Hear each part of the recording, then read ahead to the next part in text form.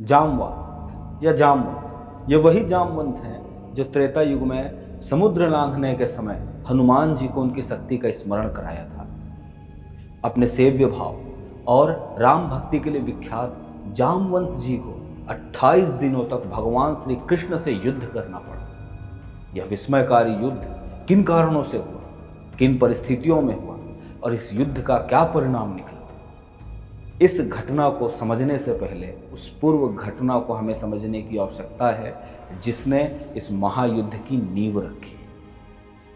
द्वारका में एक सत्राजीत नामक व्यक्ति था जो परम सूर्य भक्त था और उसकी तपस्या से प्रसन्न होकर के सूर्य देव ने उसे एक दिव्य मणि दी। उस मणि का नाम समयंतक मणि था, अत्यंत प्रभावशाली मणि प्राप्त कर जब सत्राजीत द्वारका लौट रहा था तो मणि की तेजस्विता से द्वारिकावासी चौंधियासे गए। उन सभी को ऐसा लगा कि भगवान श्री कृष्ण से भेंट करने स्वयं सूर्यदेव द्वारिका पधारे हैं। किसी व्यक्ति ने यह बात प्रभु श्री कृष्ण को कह सुनाई। प्रभु श्री कृष्ण उस अनजाने व्यक्ति के भोलेपन पर मुस्कुराने लगे और उसे जवाब देते हुए कहा कि वह सूर्यदेव नहीं है पितु, सत्राजीत है। सूर्यदेव से प्राप्त मणि के कारण इतना तेजस्वी प्रतीत हो रहा है।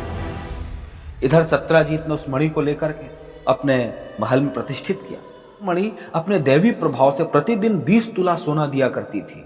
एक बार भगवान श्री कृष्ण ने प्रसंगवश सत्राजीत से कह दिया, सत्राजीत तुम अपनी मणि राजा उग्रसेन को क्यों नहीं दे देते?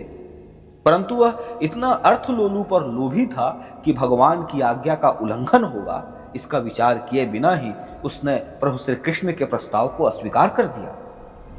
एक दिन सत्राजीत के भाई प्रसेन ने उस परम प्रकाशमयी मणि को धारण कर घोड़े में सवार आखेट को निकल गया। वन में एक भूखे सिंह ने घोड़े सहित प्रसेनजीत को मार डाला और मणि लेकर अपनी गुफा की ओर निकल गया। इससे पहले कि वह गुफा में प्रवेश पाता, मणि के लिए महाबलशाली ऋक्षराज जामवान ने सिंह को मार डाला।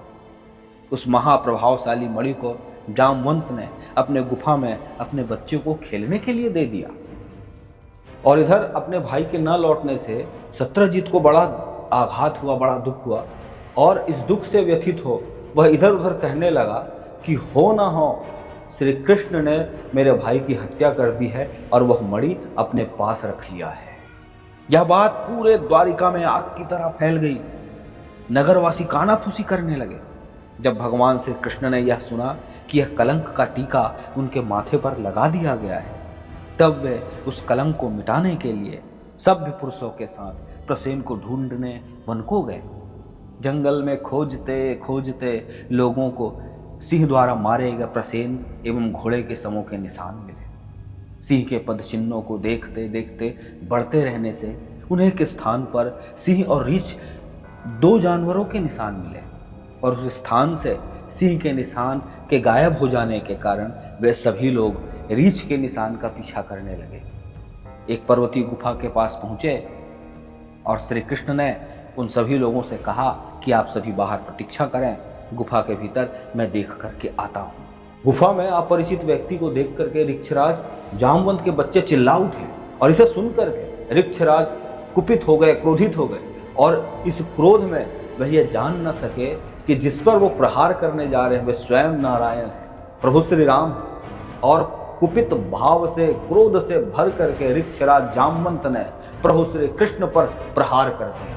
विजयाभिलाषी जामवान और भगवान श्री कृष्ण के मध्य घमासान युद्ध प्रारंभ हो गया। वज्र के समान कठोर भूसों के प्रहार के साथ वे आपस में 28 दिनों तक लड़ते रहे। प्रभु मुस्कुराते हुए ऋक्षराज से लड़ते रहे और अंत में अपने एक घूंसे से जामवंत की गांठों को तोड़ दिया। पसीने से लथपथ थके हुए ऋक्षराज जामवंत ने अत्यंत विस्मित चकित भाव से श्री कृष्ण को देखकर कहा, प्रभु मैं जान गया आप पुराण पुरुष भगवान श्री विष्णु हैं, आप मेरे राम हैं, आप मेरे स्वामी हैं। प्रभु मुझे अपने उन्हीं स्वरूप का दर्शन कराकर मेरे असंख्य जन्मों के पापों से मुझे मुक्त कर दीजिए प्रभु। प्रभु श्री कृष्ण ने मुस्कुराते हुए अपने त्रेता युग के दिव्यतम राम के स्वरूप में उन्हें दर्शन दिए। प्रभु राम को अपने समक्ष देख ऋक्षराज जामवंत के नेत्रों में प्रेमाश्रु मढ़ने लगे। और जोर जोर से इस बात के लिए विलाप करने लगे कि मैंने अपने आराध्य पर प्रहार किया।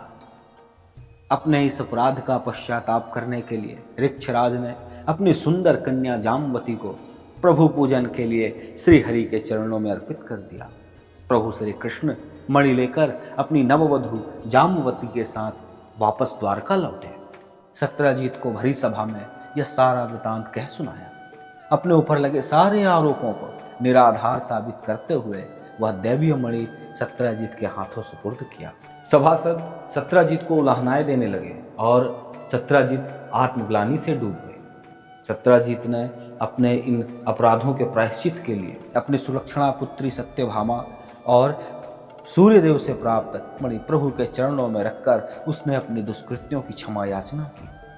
प्रभु श्री कृष्ण ने सत्यभामा का पानी ग्रहण किया और वह सूर्यदेव की तकमणि अपने ससुर सत्यजीत को ससम्मान लौटा दिया।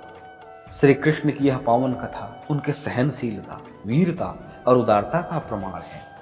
राधे राधे।